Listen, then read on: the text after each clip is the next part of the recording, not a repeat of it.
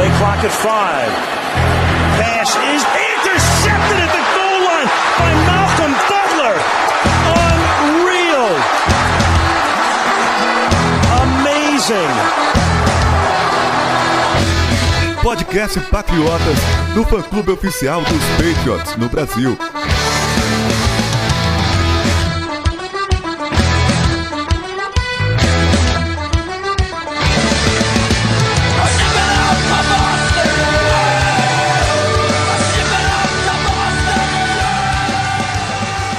Sejam todos bem-vindos ao podcast Patriotas número 99. Fala, Arthur.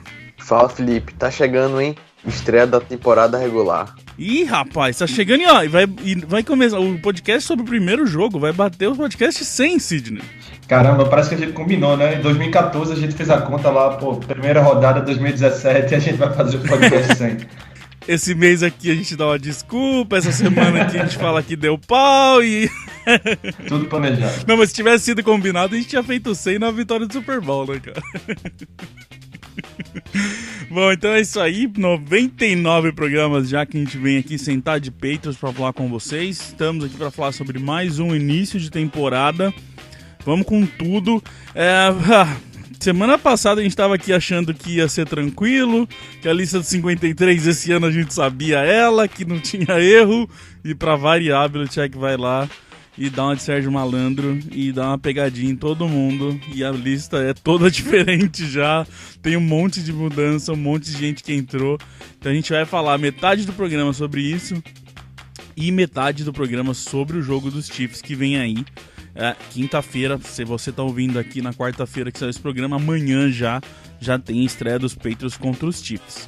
Antes a gente vai para os nossos recadinhos. Temos que falar aqui, Sidney, da Action Shop, parceiraça nossa, que tá sempre aí, que dá os brindes no Sócio Patriotas, que tá sempre aqui fazendo promoção com a gente. O pessoal tá crescendo em questão de loja, trazendo mais coisas de produtos de NFL pra galera. Eles têm camiseta relacionada aos peitos, eles estão vendendo agora bonequinho, copo, caneca, tem um monte de produtos agora relacionados aos Patriots e relacionados à NFL. E eles estão, a partir de agora, vendendo o Madden 18 com o Brady na capa. O jogo, pelo jeito, tá imperdível, cara. Já não bastasse os motivos que você tem pra jogar futebol americano no videogame, é muito bom. Quem jogou Madden já sabe, o Arthur aqui, eu sei que joga também, o Felipe. E a edição especial, Tom Brady, melhor de todos os tempos, os caras colocaram na capa, né? Então não tem como perder isso aí. Então, a Action Shop já tá vendendo o Madden 18. Dica pra quem ouve aqui, pra quem segue a gente pelo Patriotas, na hora de comprar lá pela Action Shop tem o cupom de desconto. Se você pôr em maiúsculo Brady GOAT, de G-O-A-T, de Greatest of All Time, Brady GOAT é a senha, você ganha 10% de desconto por estar seguindo, por estar ouvindo a gente aqui. Então, vai lá, garante o seu Madden e me conta como é que tá, porque eu não comprei ainda, tô desesperado pra jogar.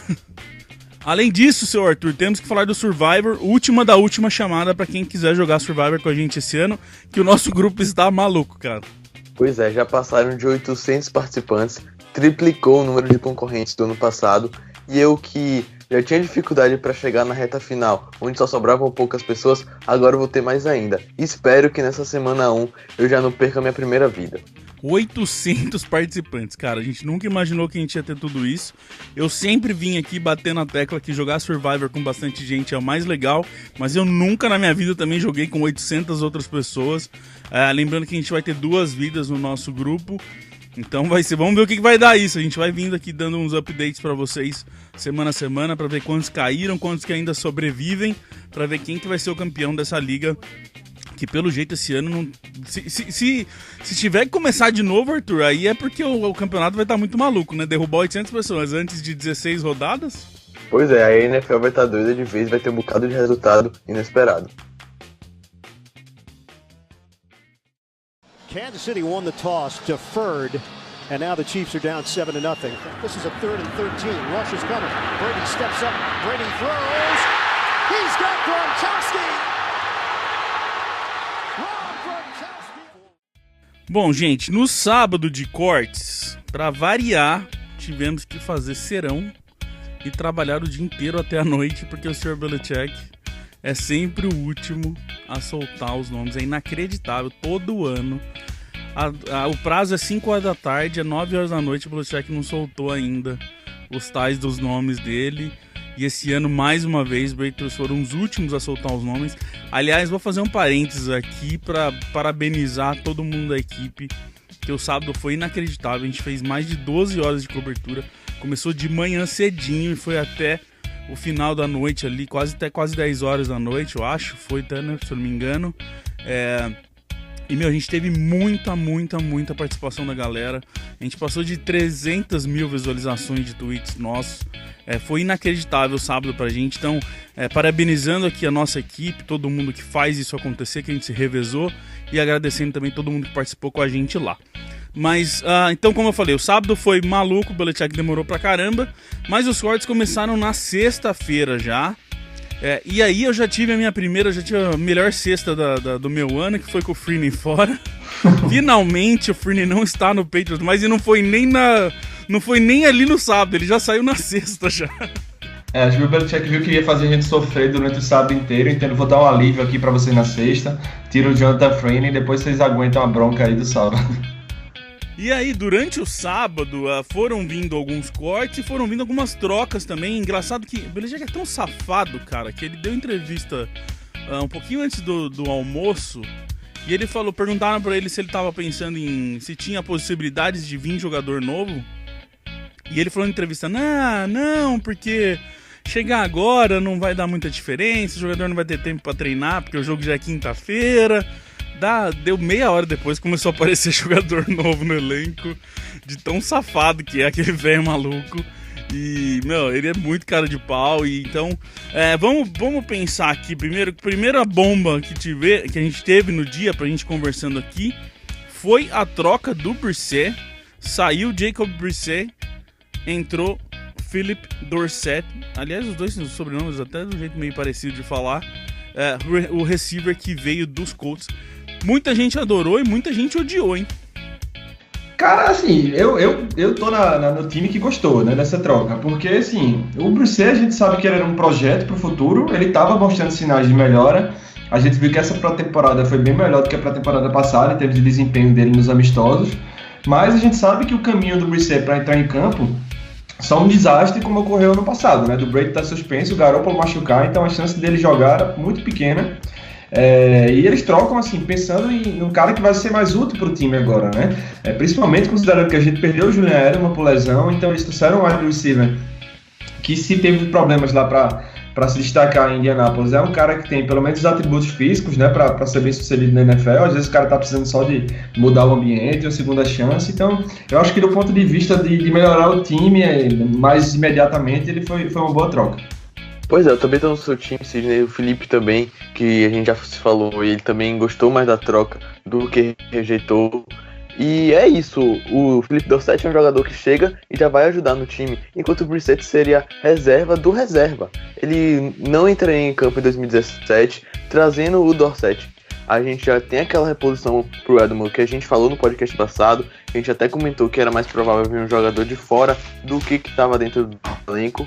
Mas em resumão da troca, eu achei ela uma boa pros Patriots e também não custa falar que foi uma surpresa. Ninguém estava esperando, até se comentava que o Brissett poderia ser trocado, mas após a partida contra os Giants na pré-temporada, que ele deu um show, tiraram essa hipótese, falaram que ele estava garantido no elenco, mas na verdade a partida foi mesmo uma vitrine para os outros times tentar fazer uma troca pelo Brissett.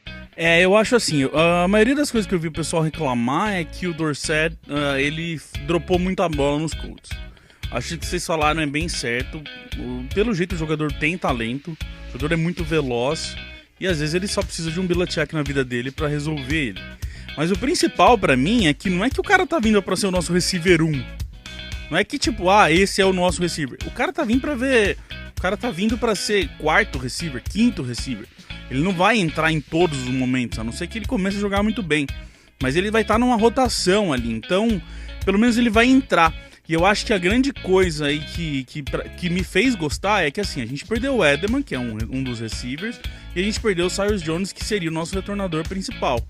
E pelo visto, o Philip Dorsett pode ser esses dois caras. Ele pode ajudar nessa, não ao nível do Edelman, lógico, mas ele vai ajudar na rotação de ter um cara muito rápido ali.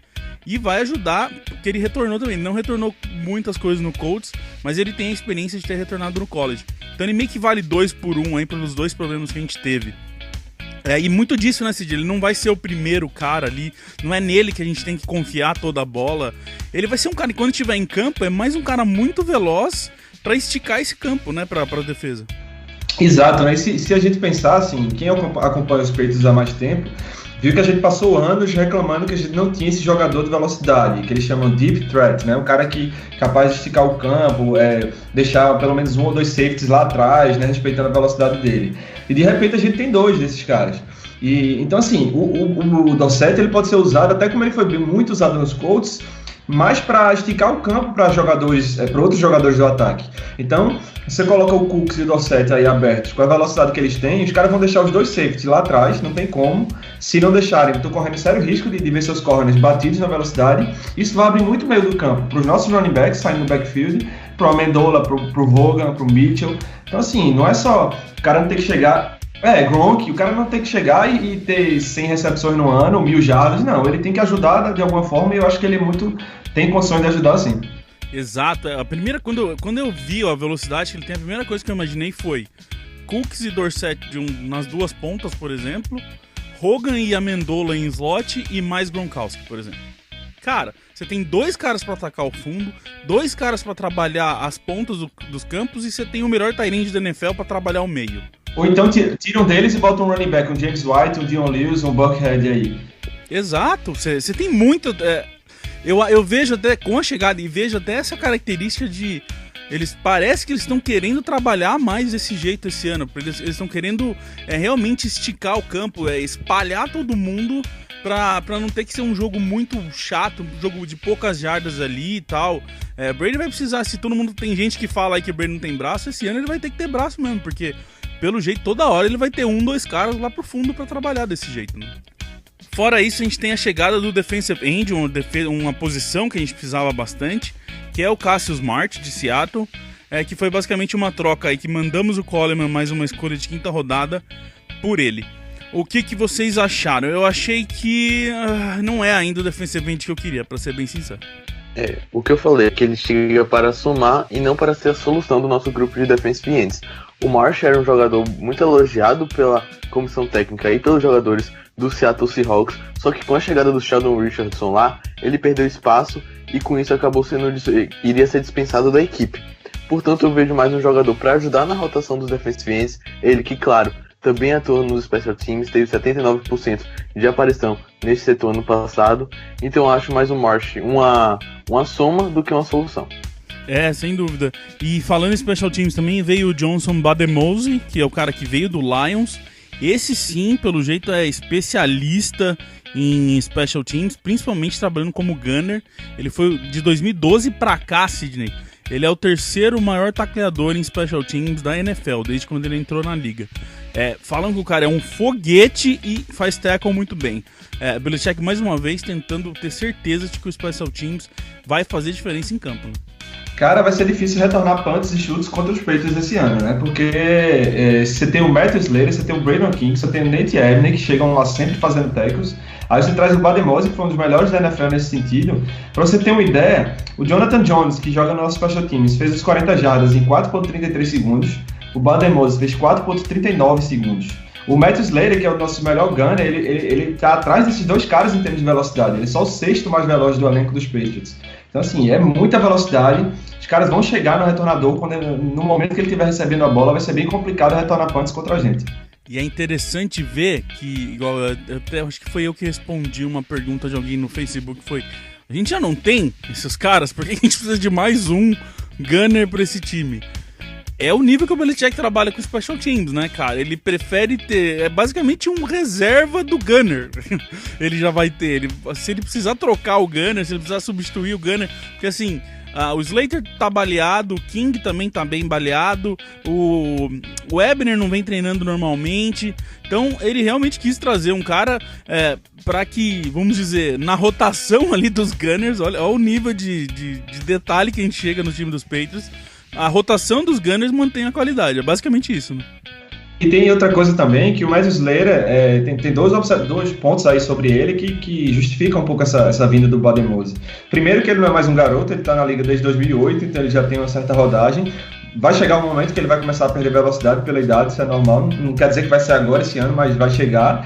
E segundo que nas últimas 2 temporadas o Slater perdeu jogos por contusão, então é uma garantia, é sempre bom ter jogadores que possam entrar lá no lugar dele e pelo menos substituir num nível similar. E eu gostei porque, para receber o Budenholzer, um dos melhores gunners da liga, a gente mandou uma escolha de 6ª rodada de 2019, ou seja, nada, onde basicamente o jogador que nunca vinga. O Belichick foi lá e arranjou um belo de um jogador de special teams, coisas que só Bill Belichick consegue fazer.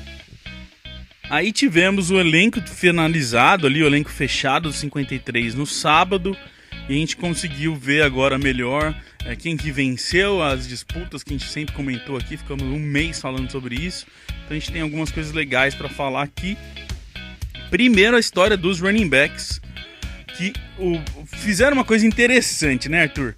O Belichick foi muito esperto, ele cortou o Brandon Bolden, mas o Brandon Bolden já tá de volta no elenco, né? Pois é, para quem não tá ligado nesses conteúdos mais técnicos da NFL, quando você coloca um jogador na Injury Reserve até sábado, esse jogador está automaticamente fora da temporada. Mas se você conseguir botar ele no decorrer da temporada ou no próprio domingo, o jogador pode voltar em no mínimo 8 semanas. Ou seja, Brandon Bolden já é um veterano que não passaria pelo sistema de waivers. Quando os Patriots cortaram Bolden, Bolden não passou pelos waivers, os Patriots mantiveram mais um jogador no elenco. Após chegar no domingo, que os Patriots trouxeram Bolden de volta e aí colocaram o linebacker Sean McClellan na Injury Reserve. Assim os Patriots conseguiram manter Bolden, manter outro jogador e colocar McClellan para poder voltar no decorrer da temporada. Ele pôs ali na roda um jogador que era quase certeza que não ia para outro time, para ele poder trazer de volta, e foi o que aconteceu. E aí dessa forma ele não perdia o McClellan, como aconteceu com o Edelman, como aconteceu com o Rivers, como aconteceu com o Cyrus Jones. Eles foram colocados na Injury Reserve no sábado, então para eles é fim de temporada, não adianta, não volta em playoffs, não volta em Super Bowl, não pode voltar mais. Para não acontecer isso com o McClellan, que pelo visto a lesão dele é uma lesão que vai poder voltar, ele segurou o McClellan no 53, cortou o Bolden, que era mais garantido, passou o prazo, colocou o McClellan na IR e trouxe o Bolden de volta. Das nossas dúvidas ali, DJ Foster foi cortado, conseguiu passar, ninguém chamou ele e tá de volta no Practice Squad também. O DJ Foster, então, a qualquer momento que os Patriots precisarem, podem trazer o jogador para o elenco ativo, contanto, claro, que abra uma vaga para ele. Nos tight ends foi interessante, hein? Porque o Jacob Hollister ficou e quem rodou foi o O'Shaughnessy, e pelo jeito muita gente estava de olho no O'Shaughnessy. Exatamente, ele foi o jogador sobre o qual mais times colocaram claims, né, que chama quando ele foi dispensado, 6 times quiseram o O'Shaughnessy, ele acabou indo pro Jacksonville Jaguars, coitado. E o cenário dos sonhos para os Patriots nesses cortes seria segurar DJ Foster, Austin Carr e O'Shaughnessy. Perdemos 2, seguramos o DJ Foster. E me surpreendeu um pouco, assim, porque o Hollister começou voando a pré-temporada, mas depois foi perdendo um pouco de espaço. O O'Shaughnessy ganhou terreno, digamos assim. Sempre se falava que o O'Shaughnessy era muito bom nos special teams, e a gente sabe quanto o Bill Belichick valoriza isso. E no final o Hollister acabou ganhou a disputa aí contra o James O'Shaughnessy. Então, a gente ficou muito claro que essa questão de, como eu vou dizer, o que o cara faz ali só no jogo não é a maior importância para o Belichick. O Belichick realmente preza o que ele tá vendo ali no treinamento, nas reuniões que a gente não tem ideia do que acontecem. Porque na OL, tava mais do que claro que o Carras ia ficar. O Carras era o que tava sendo o melhor OL jogando, tava conseguindo proteger, conseguindo fazer alguma coisa ainda. Aí ele vai e corta o Carras. Tudo bem que o Carras tá de volta no Practice Squad, passou pelo waivers, mas cortou o Carras. E o OL que ficou foi o Cole Croston. Ninguém nem falou desse cara durante um mês, cara. A gente leu 1 milhão de coisas. A gente destrinchou esse elenco inteiro, notícia do elenco inteiro, e a gente não viu, eu não vi uma vez o nome do Cole Croston ser falado. E aí a hora que sai a 53, o Cole Croston tá lá. Então, não adianta, é o que ele tá sentindo do jogador, o que ele vai passar esses meses de off-season com o cara ali. É assim que ele escolhe, pelo jeito. Pois é, o Belichick, O jogo não é o parâmetro completo para ele. Ele tem que avaliar como o jogador está indo no treinamento. E o Cole Croston, como a gente não falou dele nos últimos podcasts, só dando um resuminho básico sobre a carreira dele, ele é um undrafted free agent, chegou esse ano aos Patriots e foi o jogador que mais jogou na pré-temporada por New England. Teve 223 snaps, se não me engano. Cole Croston. Essa foi a primeira vez que eu pronunciei o nome desse cidadão. Então, cara, são essas surpresinhas que o Bruno chega pronta que ninguém espera. O McDermott, que é um cara que a gente imaginou que ia pro Practice Squad, foi cortado, mas não passou pelo waivers. O Bills foi lá e chamou ele, então ele é jogador do Buffalo Bills agora. E é bom deixar claro aqui, o Antônio Garcia, ele ficou, só que ele foi pra NFI, que é a Non-Football Injury, que é algo não relacionado a uma lesão de futebol americano. Não se sabe exatamente o que está acontecendo com ele, mas ele pode voltar, né, Arthur? Pois é, ele pode voltar e a NFL List é basicamente igual a PUP List, só que a NFL List é mais direcionada para jogadores calouros. Assim, o Garcia tem que ficar 6 semanas fora, mas depois pode voltar no decorrer da temporada. A gente tem um post que explica certinho o IR, a NFI, todas essas listas. Eu vou pôr aqui também para quem quiser dar uma lida melhor, entender melhor como que funciona cada uma dessas listas, quando pode voltar, se não pode. Então eu tô pondo aqui para todo mundo ter um conhecimento melhor quem precisa. Que mais temos aqui? O Adam Butler ficou, o Harvey Land também, já era esperado. E o Adam Butler, a gente começou a falar dele nas últimas semanas aí, no podcast semana passada a gente falou mais dele. E ele ficou, e o Grissom foi cortado, mas o Grissom tá no practice squad, né? O Grissom é meio queridinho assim, do Bill Belichick, né? Nesse front seven aí, ele elogia bastante o Grissom sempre que tem uma oportunidade. O Butler meio que ficou quase óbvio assim, que ele ia ficar quando ele nem entrou em campo contra os Giants, né? Ele recebeu o tratamento de titular, inclusive, que ele foi poupado completamente do último jogo da pré-temporada. O Harvey Lange já foi poupado mais por lesão, realmente, mas o fato de os Patriots terem pago tanto dinheiro nele e terem gostado do que viram na off-season meio que garantiu o lugar dele. De qualquer forma, é muito bom conseguir ter o Grissom de novo no practice squad, porque se ele não é o jogador perfeito, ali defensive end perfeito, ele é um cara bem trabalhador, ele é competente no pass rush e joga nos special teams também. E aí o único nome que realmente eu não entendi de verdade, estou até agora tentando entender, foi o Jordan Richards.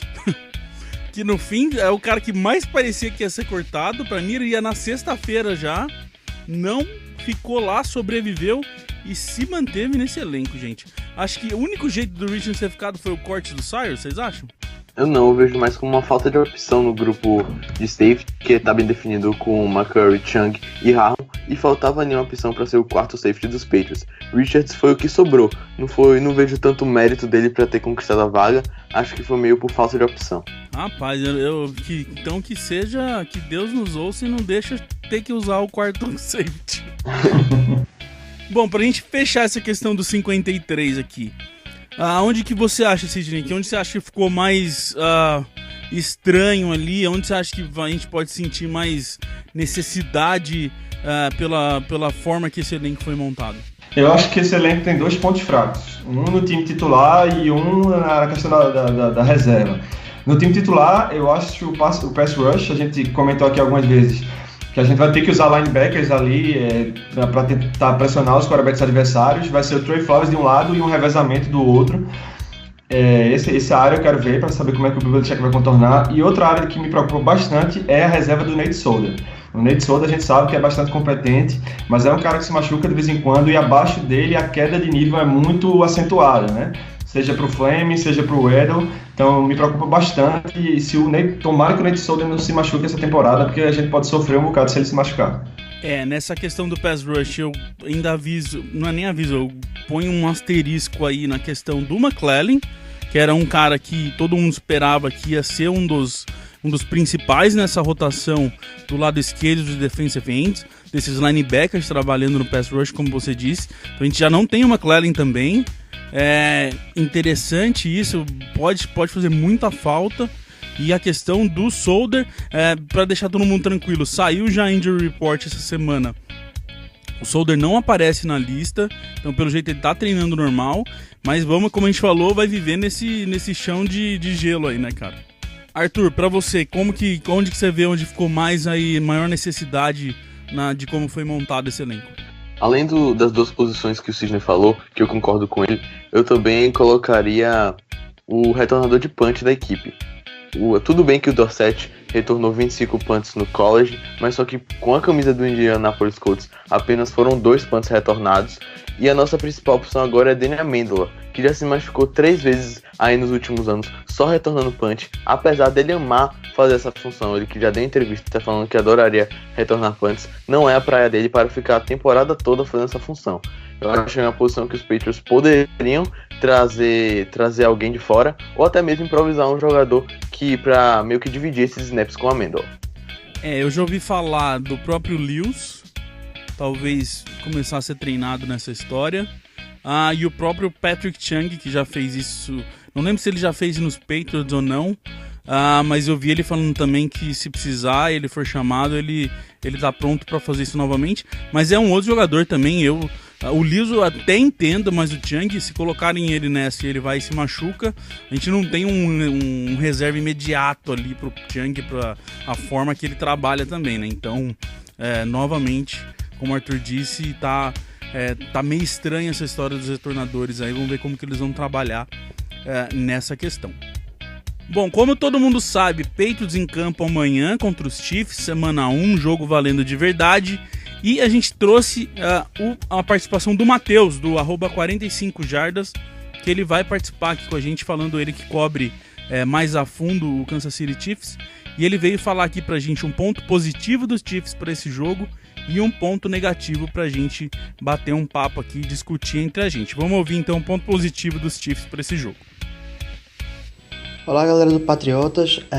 Para falar do Chiefs, especialmente nos pontos positivos, eu acho que o importante é sempre falar da defesa. A defesa do Chiefs é uma das mais completas da NFL, e isso é especialmente importante contra o Patriots, porque a gente sabe que o Patriots é um time que, se vê um ponto fraco na defesa, ele vai explorar aquele ponto fraco até vencer o jogo. Mas no caso do Chiefs, quando você tem o Justin Houston saudável, que é o caso dele nesse momento, você tem o Derrick Johnson na posição linebacker também, você tem uma linha defensiva muito boa com o Benny Logan e Chris Jones, 2 jogadores que vão ter que fazer uma partida excelente para tentar incomodar Tom Brady. Você tem a secundária com Eric Berry e Marcus Peters. Você não vê nenhuma fraqueza clara, tá? Talvez o Patriots tente explorar algum jogador específico, talvez o próprio Derrick Johnson esteja um pouco mais velho para conseguir acompanhar os jogadores mais velozes do Patriots.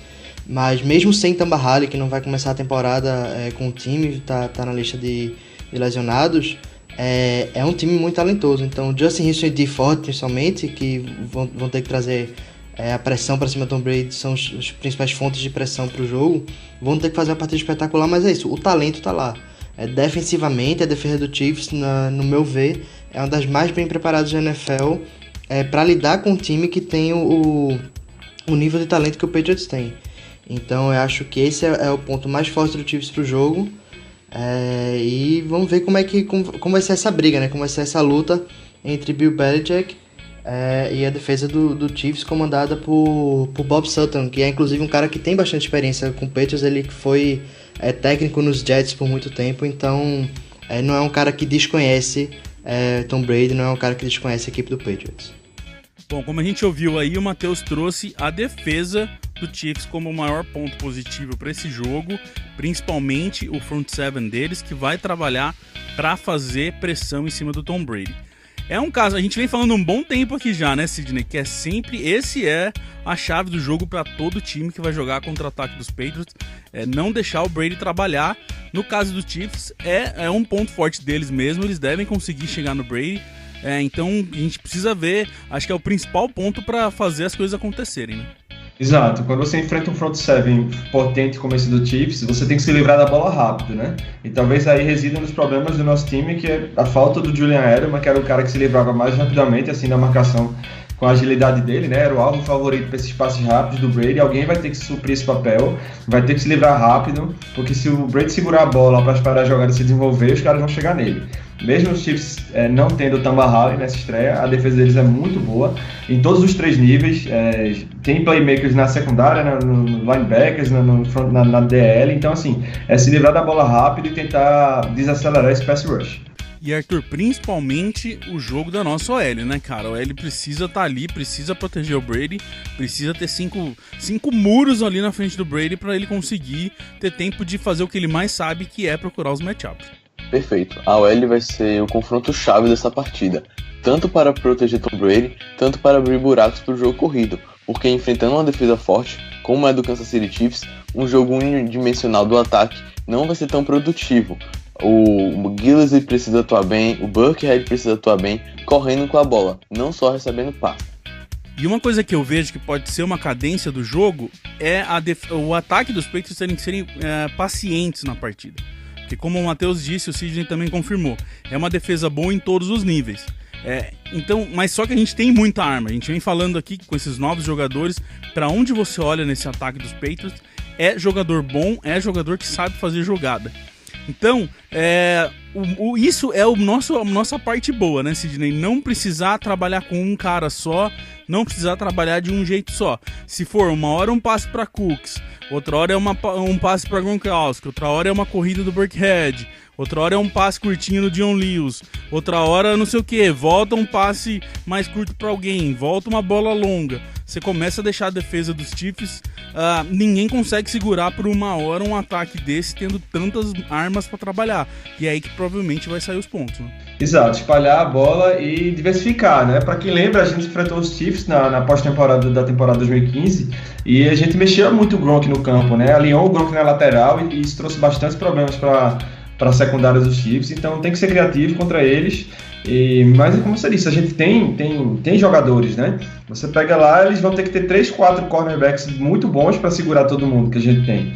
E além disso também, o Arthur falou da OL, não pode abandonar o jogo terrestre, né? Se esse jogo se transformar naquelas partidas em que no segundo tempo a gente desiste de correr porque não consegue e vai ser o Brady lançando 40 bolas, isso facilita para os Chiefs. Então a gente tem que conseguir encaixar uma corridinha aqui e outra ali para diversificar. E é o que a gente vem falando aqui. Tem running back para fazer de tudo, tem recebedor para fazer de tudo. Não tem motivo para os Patriots se embananarem e acharem que é só um jeito de jogo de fazer o jogo.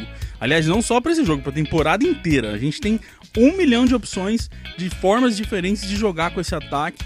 Precisam ser criativos, precisam ser diferentes. Se eles queriam tanta diversidade dos jogadores, eles precisam pensar fora da caixinha também e não ser um time chato, um time que só tenta uma coisa. Acho que isso é o principal para esse jogo e para qualquer jogo nessa temporada. Vamos agora ouvir os pontos negativos que o Matheus trouxe dos Chiefs para esse jogo. De negativo nos Chiefs, eu acho importante a gente ressaltar o ataque, não de forma geral, porque eu acho que Andy Reid é um técnico muito competente em montar bons ataques, mas por falta de armas necessariamente. Spencer Ware tá fora da temporada, o principal recebedor do Chiefs tem tudo para ser o Tyreek Hill, que por mais que seja um cara muito produtivo, em certos aspectos não é aquele recebedor número 1 típico de NFL. Você ainda tem o Travis Kelce também, mas você olha fora desses jogadores, não tem ninguém comprovadamente talentoso o suficiente para incomodar uma defesa, para fazer uma defesa pensar 2 vezes antes de marcar. O Chiefs vai ter Kareem Hunt como running back também, que é calouro, mas não é um cara que provou nada na NFL ainda. Então, isso é um fator negativo, a falta de armas ofensivas para o Chiefs, fora Tyreek Hill e Travis Kelce. O outro para mim é Alex Smith. Alex Smith é um quarterback competente, mas eu acho que ele é conservador a um ponto que chega a ser negativo pro ataque. Não é como um quarterback como o próprio Tom Brady, que ele pega um sistema, executa bem o sistema e eleva esse sistema a níveis como a gente viu com o Patriots em todos os anos que ele está lá. Alex Smith é um quarterback que limita o que o ataque dele pode fazer. Ele, muitas vezes você vai ver ele em 3ª para 11, ele faz um passe de 5 jardas, porque parece às vezes que o mais importante para ele ter a precisão, completar um passe, do que necessariamente fazer a equipe avançar. E isso é um problema. Por mais que o esquema de Andy Reid seja bom, o esquema ajude o próprio Alex Smith a não cometer esse tipo de erro que acaba que não aparece na estatística, mas eu ainda acho que em jogos contra defesas como a do Patriots, que pode não ter a mesma qualidade de outras da liga, se complica um quarterback com o Alex Smith. Então eu acho que o ataque do Chiefs é algo que a gente tem que se preocupar por conta disso, né? E é uma coisa que a gente viu nas últimas temporadas com o time. Em alguns jogos o ataque do Chiefs explodia, marcava 40 pontos, em outros só ficava restando field goal. Bom, como ouvimos aí, o ataque deles é bem dimensional, é um ataque bem, como a gente acabou de falar do nosso, que a gente não pode fazer. O ataque dele é um ataque bem sem muitas opções, um ataque mais direcionado no Kelce, e deve ser basicamente isso que a defesa dos Patriots precisa com certeza se preocupar, que é marcar bem o tight end deles, né? Eu acho que o primeiro foco, e isso é uma coisa que a gente sempre fala aqui no Patriotas, quando você vai enfrentar quarterbacks que não são os mais espetaculares da liga, é parar o jogo terrestre e forçar o cara a lançar. Se você trava o jogo terrestre dos Chiefs e força o Alex Smith aí pro shotgun e lançar segundo down, terceiro down, é a chave para vencer qualquer time, qualquer ataque que ele comande.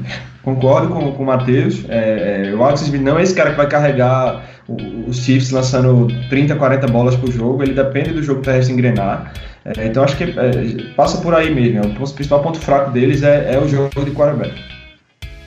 No meu ver, faltam playmakers pro ataque dos Chiefs engrenar de vez. Tirando o Travis Kelce e o Tyreek Hill, que despontou ano passado, o ataque dos Chiefs é muito na mesmice de sempre que a gente costuma ver pelos ataques ao redor da NFL. É bom frisar também que o running back deles, Spencer Ware, se machucou e está fora da temporada. Isso vai ser um baque gigante pro ataque de Kansas. Então acho que pra gente jogar contra esse ataque, gente, vai ser precisar fazer a nossa defesa ter que entrar em campo com vontade e fazer o que ela sabe fazer. Se todo mundo ali jogar sério, jogar com 100%, entendendo que é temporada regular, que a gente precisa vencer o jogo, marcar seu jogador com Patrick Chung fazendo o que ele sabe fazer, marcando tight ends, eles vão conseguir avançar uma hora ou outra, eles vão conseguir um first down ou outro, pode conseguir um touchdown ou não, mas é do normal do jogo. Não vejo a nossa defesa ter que fazer nada de muito especial para parar esse ataque dos Chiefs. Mais, eu vejo, Cid, vejo se você concorda comigo, eu acho que o jogo tá mais para quanto que o ataque dos Patriots vai conseguir furar a defesa dos Chiefs do que qualquer outra coisa. Eu acho que é isso que vai determinar o placar. Concordo com você, eu acho que não é um jogo pra gente ter que anotar 35 pontos para vencer, não. Eu acho que se a gente conseguir anotar na casa dos 20 e poucos pontos aí, vai ser difícil o Alex Smith igualar, né? Vamos ver como vai ser o primeiro teste de começo de temporada. Os times nunca produzem no auge do que eles podem, né? No máximo, no nível mais alto. Mas eu acho que a diferença de ataque, principalmente, é bem grande aí. Eu acho mais fácil a gente furar a ótima defesa dos Chiefs do que o Alex Smith e companhia furarem a nossa boa defesa. Bom, então é isso, a gente vai ouvir mais só um pedacinho do Matheus falando dos canais dele, pra quem quiser ouvir, pra quem quiser seguir ele lá, e a gente já volta. Quem quiser me acompanhar também falando de NFL, pode seguir o @MedCavalcante no Twitter. Também o @45jardas, que é outro podcast que eu faço falando sobre NFL em geral, e também o Black Yellow Brasil, também @45jardas e Black Yellow Brasil, que é um podcast que eu falo sobre o meu time e um grande freguês do Patriots, o Pittsburgh Steelers.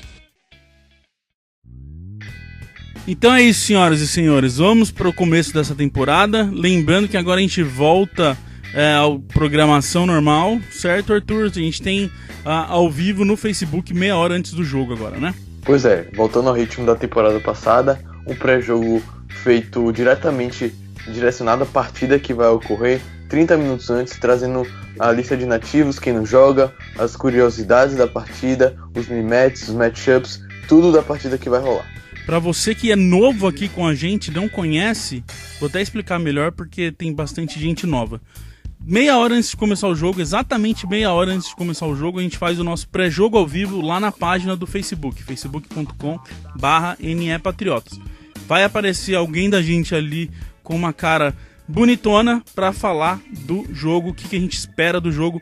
E Sidney, pra quem já acompanhou, ano passado a gente fez em todos os jogos, fala que é melhor que o da TV, hein?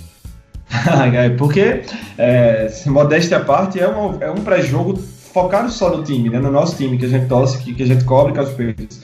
A TV, por melhor que seja a qualidade dos pré-jogos delas, né? E são bons realmente que a gente vê aqui no Brasil, mas ele é dividido entre os dois jogos e eles falam muito de outras partidas também, não apenas as que vão transmitir. A gente foca nos Patriots, então a gente traz mais detalhes do que você vai encontrar, por exemplo, no pré-jogo da TV, porque a gente foca somente no nosso time.